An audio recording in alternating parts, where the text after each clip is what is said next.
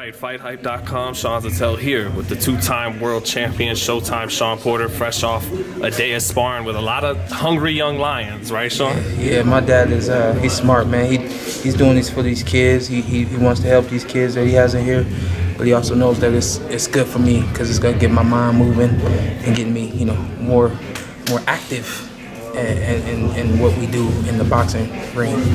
Yeah. So he's killing two birds with one stone, right? Getting new fighters under his tutelage, but also motivating you. Yeah, he probably don't think I recognize, but I recognize. Yeah, I know greatness when I see it. I know greatness when I feel it. My dad's smart. He knows what he's doing. That's why he walked away. Well, yeah, no, I mean, you said you know greatness when you see it. Is that what you're feeling from your dad? Like, what do you think of his hunger? Showing his own personal goals that, I want to keep being a great trainer. You know what? I think that it's just the timing. The timing of it is we got 2, 4, I think 5 out of the 6 kids in here are kids that came into his right at an opportune time. And I think that my dad is a lot like me. I'm only 33, so I'm still maturing and growing and things like that, but my dad is too. And I think my dad is understanding that, hey, I help my son. I should help other kids too, cause I got it and I can do it. He's got the gift of being a teacher. Yeah, he really does have the gift of being a teacher. I was telling one of the dads a couple of days ago that my dad's been a coach practically his whole life. He tells me stories and I believe him that he was 13, 14 years old. He would leave his football practice and go and coach the other 8, 9 youth kids. He's just been a coach his whole life. So is it working? Are his tactics working? Are you feeling it's fresh and hungry? Interesting. Malik was really, that's not Malik, that's his brother, right, yeah. Right. Malik was really the first one to come in and that he said, all right, I'm working with you, let's go. And I was, I was just watching and listening and paying attention. And I've gone from surprise to proud and all of that because there would be ways he would teach and show Malik that he wouldn't necessarily teach and show me that way. There were honestly times where I was looking at Malik and not looking at Malik, but there were times where I wanted to be coached the way he was coaching Malik. Mm-hmm. And so I said, all right, that's growing into his own in terms of being, a coach that's willing to work with other guys instead of specifically just me, So very proud of my dad, and we both have a heart to help. So in this room right here, it's a lot of competition. It's a lot of young blood. Mm-hmm. But at the end of the day, this is the realm that my dad basically thrives in terms of helping people. Now, with all this work, everybody saw on Twitter last night that you said to Terence Crawford in the top rank, I'm ready for May. Is that what's going on in here? Oh, for sure. Yeah, for sure. Getting ready for May. Before, which is why I felt that the tweet needed to be put out.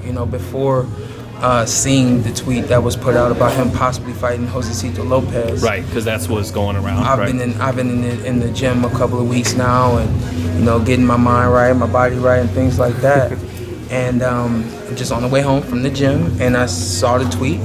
And I'm just not very loud. I'm not a loud guy, but I speak my mind and I say what I feel. Everything in those short little tweets that I sent was on my mind and what I feel. I saw it. I was like, oh, end of May. I'll be ready at the end of May. I should tweet that. You know what I mean? And that's how it happened. It's not. I think he feels that I'm attacking him or anything. I'm not attacking him. I'm just letting I'm here. And hashtag.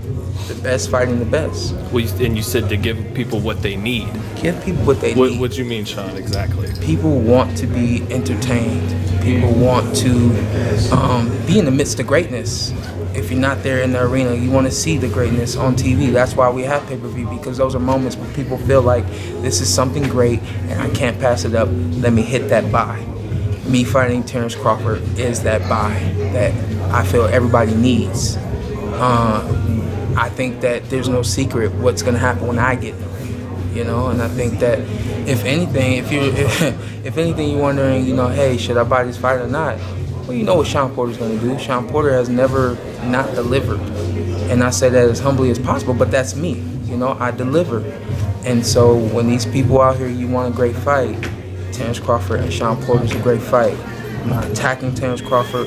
I'm not, trying to get under his skin or anything like that at all. I'm simply stating what's great, what you guys need, and that's Showtime Shawn Porter versus Terence Bud Crawford. Do you approach that fight?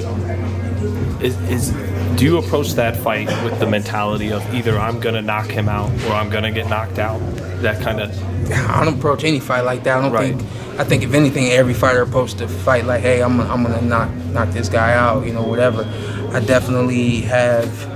I haven't really seen the entire fight, but I've seen just small versions of the fight, half a dozen times, maybe even more than that. I meditate so much, so I don't even know. But I've seen it all, or not seen it all, but I've seen a lot, and I know that he is the kind of guy that I can knock out. But this is boxing; anything can happen. I guess to expand on that, we've talked about it before, where even though you're two-time world champion, you've got to the top, but to get to the tippy top, what's to what didn't quite happen with Spencer Thurman. Mm-hmm. Do you take more chances to get over that hump, or that's what I meant by either you knock him out or get knocked out? What do you do to get over that hump, Shawn? I'm sorry, I'm gonna play off of your words, but life is a game of chances, or as I call them, opportunities. Take every opportunity that comes in front of you. I've delayed telling my dad who I want to fight because in my heart I know who I want to fight, and I know that if I can't have that fight, Manny Pacquiao, Errol Spence Jr., I really don't want to get in the ring. I even said that on the Porterway podcast. But logically speaking, there's no way I can allow me waiting to stall me from feeding my family and taking care of my kids and living the kind of life that I like to live. So I have to do something. And Dad is like, hey, man, we got to do something. I don't think that fight's going to happen. I don't think that fight's going to happen. What else do you want? And I'm like, oh, God. It's been 2 weeks now. And he talked to me last night. He said, hey, man, I asked you for some names.